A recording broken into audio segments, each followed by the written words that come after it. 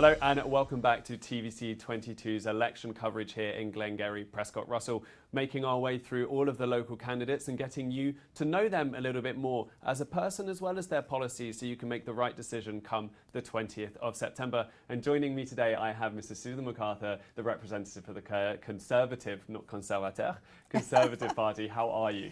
I'm fine. Nice to see you, Thomas. Thanks for having me today. Thank you very much for coming. Mr. McArthur, I think the best place to start You is have to say Ms. Is it Ms? Ms. Ms. It's not Mrs. Oh, I do, Two boys, do no apologise. husband. Ms. McArthur. We're going to go with the MS, Ms. That's Okay, normally the safer one as well. I do apologise. I think that perfectly flows into you letting the listeners know, the viewers know a little bit more about yourself, where you're from, and why you think you would be a good representative for Glengarry-Prescott-Russell. Great. Thank you for the question. So I am a bilingual businesswoman. I have many years of experience in finance, in the investment banking world, in the insurance world. I've sat on the boards of a number of large public Canadian companies, and I have a lot of experience that I would like to bring to Ottawa on behalf of the people of Glengarry-Prescott-Russell, if I have the privilege of representing you. And getting back to the personal side, I have two adult children, two boys, Jamie and Jack, and my older son, actually Jamie, is here helping me out in the riding, so it's kind of fun. Fantastic stuff. It's a family affair indeed. It is a family affair. And well, you mentioned being a businesswoman there. I think it perfectly leads on to us talking about one of the biggest things in this election, which is the economic relaunch in the country as well as for our region. Over the last 18 months, the country has incurred a fair amount of debt, and there has been some issues across the country and as well in our region with businesses having to close down. So how would you, you as a party, Conservatives as a party on a national level, as well as yourself regionally for us in Glengarry-Prescott-Russell, really help with kick-starting the economic relaunch? Yeah, so, as you know, I've been out talking to small business owners. I've been doing a lot of door-to-door, and people are really feeling the pain of inflation. I think you will have seen that inflation today is up at 4.1%. And this means that people are having a hard time buying gas, buying groceries, and just like having their average cost of living increase. So it's clear that in Ottawa, we need a government that's responsible, that's disciplined, and that has a good economic plan for recovery. As you know, we spent a lot of time and really thought through a plan that Canadians have been talking about and really like. And there are some very specific issues in here or policies in here that will help Canadians relaunch and businesses. And specifically locally, what areas do you aim to target? So a couple of the issues that we're looking at are around small businesses. We have the Rebuild Main Street Business Tax Credit, which enables Canadians and business owners themselves to reinvest in their business up to $100,000 and have a tax credit of $25,000. So that encourages Canadians, helping Canadians, getting the economy moving again, and also enables small business owners to reinvest in their business appropriately and get a good tax credit on that. We also have the Canada Surge employment plan, which will enable employers to hire Canadians that are not working right now and get them back into the workforce, and we will subsidize their transition into the workforce up to 50% of their salary, depending on how long they've been out of work.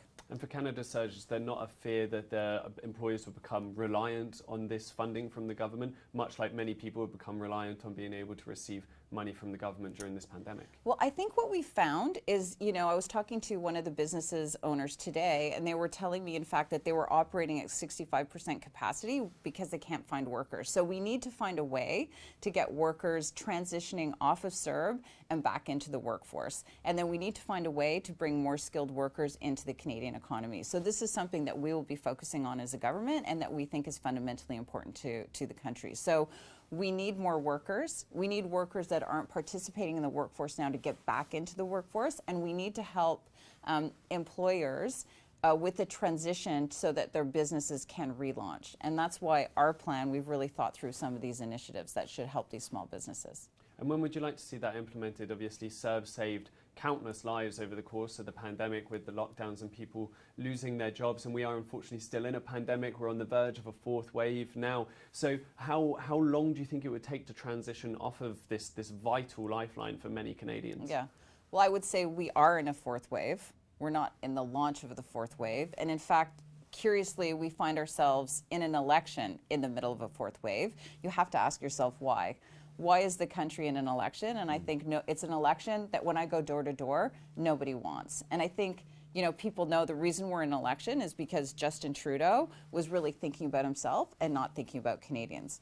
Getting back to the question of CERB and these temporary measures that were helping Canadians during the pandemic, this is a fluid situation. It's changing every day.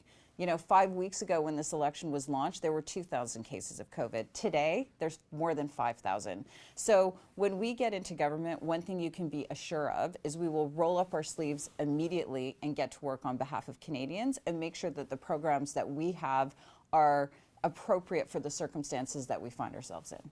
Yeah, and focusing back on Glengarry-Prescott-Russell as a region, one of the biggest industries here locally is the agricole industry, and reliant on the farmers who a lot of the country is reliant on as well. They have a real struggle to find skilled workers at the moment. How would you try and be able to aid them in their process of finding not only skilled workers, but skilled workers who can fit in such an important bilingual area of the country? Yeah, it's a great question. And I think one of the things that we really understood during COVID-19 was the importance of strategic domestic industries.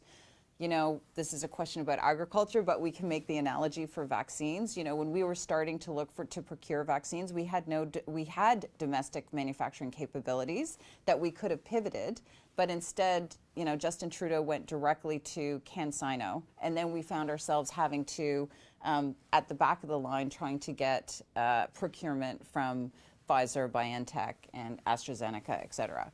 So as it pertains to agriculture, we think agriculture is a strategic domestic industry that we Conservatives will support and have always supported. And we believe that the shortage of workers, we think it's important to focus, to partner with the farms and the provincial governments in terms of focusing on the types of workers that they need, including bilingual and French-speaking temporary foreign workers. And you mentioned vaccines there. I think obviously it is a huge element of this election. We are in a pandemic and we can't not talk about our healthcare at the moment as well. Vaccines are causing a little bit of controversy still at the moment, with many areas being mandated to have to get vaccines, including federal government offices. And then as well, you've got the introduction of vaccine passports, which in their own way force Canadians to get vaccines to be able to go and do the things that they enjoy doing. What's your stance on vaccine passports and mandatory vaccines? Well, so as you know, vaccine passports are provincial. So we will let the provincial government make those decisions and do their job. From a federal perspective and from a personal perspective, I'm vaccinated. As our leader, Aaron O'Toole, has outlined, he also is also vaccinated. And we think vaccines are an important part of the toolkit in combating this pandemic. No question about it.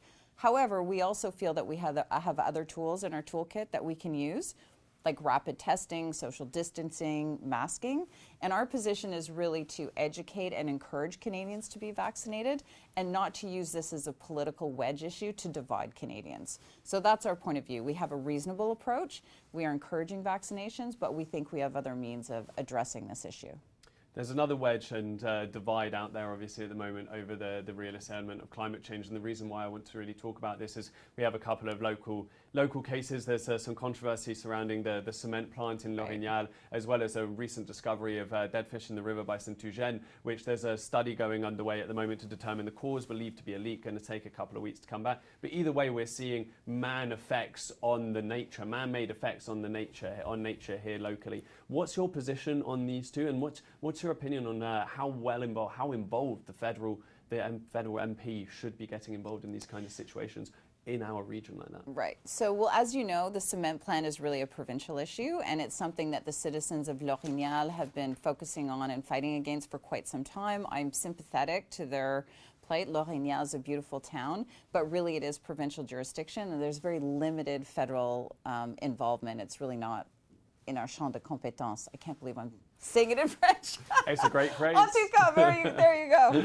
And then, one of the things that in our plan, we've been very focused on clean waters. There's been a lot of raw sewage that has been dumped in various rivers and oceans under the Liberal regime. And in fact, it's still happening today. So when we think about climate change, we think obviously that's important. And we've introduced a climate savings plan, which we think is really interesting and kind of innovative, which will allow Canadians themselves to kind of jump in and do their part with their savings account and decide how they want to impact and reduce their climate emissions.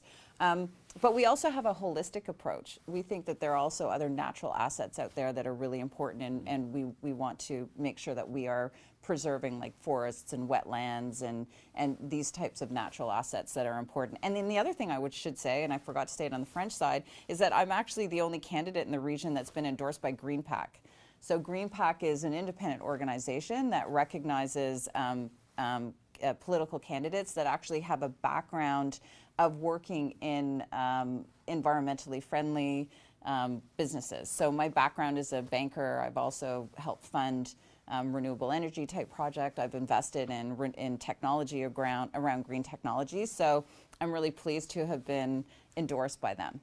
Yeah, and we have a lot of important wetlands and grasslands across our region, as is massively pointed out South Nation Conservation, who do some fantastic work here locally. Absolutely. But one of the downsides to being so rural is connectivity, which is a huge talking point during these elections for many residents here. The Cell Gap project is still trying to cover these dead zones. And then we've recently had a project being put through just before this election by the Liberal government to try and help increase high-speed internet connectivity throughout the region as well. It's a problem that's been massively exposed during this pandemic. Rural connectivity has to be a huge priority, as it's shown that it not only is massively important for work, but it's able to strengthen communities in really a literally community-bound way when we were so isolated during the last 18 months. So how important do you place rural connectivity in the priorities for the Conservative Party going forward? And what will you be doing to ensure that the voices of Glengarry-Prescott-Russell get heard not only in their own towns, but via Zoom all the way in Parliament? Listen, I think high-speed internet is fundamentally important. It's fundamentally important to this region. Before I jumped into this election, I was chairing a committee on the future of work, and we found, hearing from various stakeholders, that this concept of work from anywhere is really important and directionally where the world is going. The other thing that we found that was really important when we're talking to, for example, we interviewed some senior people at Spotify who their position is, the future of work is one of the mantras of how they think about their business and how they organize themselves. This region has enormous potential, because when we're talking to these companies, the number one thing they said to us right now is what people are really looking for is quality of life.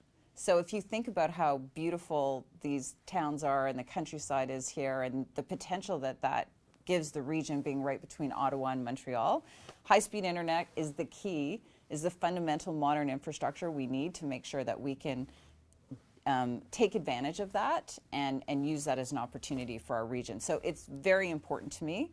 I've been talking to a number of telco execs to think about how we could prioritize that and do it efficiently here in the region. And that's something that we'll be working on we'll be very focused on as a priority. Many people in the region will know E.ON had a very public proposal out there, one that the Liberal government didn't end up going with. They went with an alternative one. If the Conservatives are elected, if you are elected yourself, would you see yourself continuing with that project or scrapping it and starting again, which would obviously delay the whole process still for the residents of the region? Well, look, I thought the EORN project was really interesting. I've spoken to the numbers of all the mayors actually in town about it, and I thought it was a really well thought out plan specifically for our region.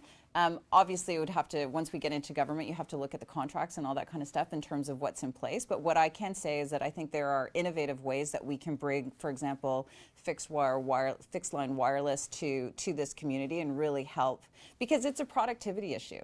Whether you're a business or a home or working from home, I mean, if you don't have high-speed internet, your productivity is not going to be very good. And one thing we know under the Liberal government is productivity has been abysmal for the last 6 years. The quality of life of Canadians has gone down, whereas the quality of life in other jurisdictions, in particular in the U.S., has increased significantly. So I think it's really important, and it's something that we'll focus on. And we hear this a lot, and I do understand, obviously, in an election with parties competing with one another, it's to say we would do it better. But how can local people trust that you will be doing it better than the 6 years that they've had beforehand? We have a very different approach. We are disciplined, we're responsible, and we're confident. So we're not sexy. I don't have any sexy socks on here. I've got blue running shoes, but they're not great. So, it's our philosophy. Like, we're going to get in, we're going to make a plan, we're going to be disciplined about how we're going to approach it, and we're going to deliver for Canadians. Okay, grand. And looking at how you can deliver for Canadians as well, there's two big elements during this election as well, which there is some debate as to the federal involvement of it, how much the MP should be involved. And I want to talk about affordable and available childcare as well as affordable housing. So starting with childcare, having it close to our homes, providing for each household's individual needs in the 21st century modern working environment, because not everyone adheres to the classic 9 to 5. Especially in our region, being able to provide some francophone ones as well, a daycare that has the ability to nurture both languages is very hard to come by. So if you're elected, what role do you see yourself playing in trying to increase the number of spots and daycares available for people in the region? And what position do you think the MP should play in it? So, I think you've raised a really good point when you're talking about this issue for families. It's really about flexibility and affordability. And for us, flexibility and affordability is the reason we've come up with our plan, which is quite different than the Liberals. So our plan is to give Canadian families today, when we're elected, a tax credit that is a significant increase to what they're getting today. So, for example, if you're a family and you're earning $50,000, you can expect to have up to $5,000 to put per child to put towards your daycare needs. The other thing is we recognize that not everybody works 9 to 5. So our objective is really to give the flexibility to families so they can choose the childcare services that work for them. But then obviously a lot of childcare services don't actually always offer those kind of hours. And if they do, that's because someone's offering alternative hours. So how are you going to encourage people to be able to open daycares that run during those flexible and untraditional hours? I think there are many different ways that people can look at childcare. And I think that, there's a real spirit of entrepreneurship. And I think that you will see when people see that there's funding for these types of spots and these types of daycare positions, you're going to find that more spaces will be created. And obviously, this is the Conservative plan. We know the Liberal plan is $10 a day. But just to ask you on it, why would you say the Conservative plan is better than $10 a day? I think people are going to hear $10 a day and hear it's fantastic. But the Liberals have been promising $10 a day daycare since 1993. And so Justin Trudeau went across the country and did a Hail Mary pass 2 weeks before the election. And oh yes, all of a sudden we're going to have $10 a day daycare. Those places are not going to be available overnight. It's going to take them 10 years to get in place, if in fact they do get in place. So I think really our plan is to be immediate, to be able to put money in the pockets of families who need it now, and to really focus on lower income families who really need the money, as opposed to $10 a day daycare that may be subsidizing families that are earning $200,000, $300,000 a year. So our focus is really to make it flexible, to bring it in immediately to families who need it now, and to focus on the families that really need this kind of help. And another big issue that's facing families right now is, as mentioned just beforehand, affordable housing. The list gets longer and longer and longer, and people are facing unimaginable times to be able to even be considered for one of these homes. What would the Conservative government and you yourself do to really be able to help that issue in this region and help the people who so desperately need a safe roof over their heads? Yeah, so you've raised a very important issue, and we have a housing crisis now in Canada. We have a crisis, and it's a supply crisis. We do not have enough homes for Canadians. So our focus is really to focus on the areas that we can quickly bring to the table and manage. So for example, it's innovative, it's a different approach. The federal government is the largest landlord in the country. They have 37,000 buildings across the country. We think we can take 15% of that stock, or that real estate available, and turn it into housing. So it could be affordable housing, could be mixed use housing, what have you, but because we, the federal government, own it, we can then work with partners to develop it and repurpose it into housing. So that's just one example of how we're looking at these things a little bit more innovatively. The other thing we're looking at is, often there's roadblocks in zoning at the municipal and provincial level. So what we've said is if we're going to come in and help public transit and other types of infrastructure, it's going to be tied to proper zoning that encourages additional housing and housing development as part of that infrastructure spend. So we're focused on the supply side. We're not focused on the funding side. The Liberal plan is really focused more on let me give you more money, and that's not going to solve the problem. Additionally, we have said, and in fact, we tried to have legislation passed in the House of Commons recently that got shut down by the Liberals to restrict foreign ownership for a period of 2 years so that the market can kind of settle down and we can allow Canadians to go in and buy homes. Touching on one of the previous point there, and it's like reutilizing, repurposing these government buildings. How many of them are actually vacant because of the pandemic and we're now working from home? It's a great point. But maybe we don't know. Are we going to be returning to those buildings? Could it come to a point where the federal government gives up these buildings and then is looking to kick people out? I don't think so. I think there's a really great opportunity to be quite innovative here. I think there's a post office in town here in Rockland where there's a development project thought of for this land, and that's a perfect example. So is there a way that we could use that land, it's owned by the federal government or a federal government agency, and repurpose that and redevelop it into affordable housing for the people of Rockland? So, our focus again, and importantly, is on providing supply quickly so that we can help solve this crisis for Canadians. Well, Ms. McArthur, as always, lovely to speak to you. I think all I want to end it on is to give you the final word, to be able to say to the viewers out there, to say to the voters out in Glengarry-Prescott-Russell, why on the 20th of September they should vote Conservative. Why should they vote Susan McArthur? Great, thank you for that. Well, first of all, I want to thank the residents of Glengarry-Prescott-Russell who have kindly opened their doors to me and our volunteers as we've been out door knocking and shared really your stories and your concerns and your thoughts about this great country that we live in. So I really appreciate it, and I've really enjoyed meeting you. I'm a businesswoman, bilingual businesswoman that has enormous amounts of experience in finance, and I think that this is something that is really needed in Ottawa.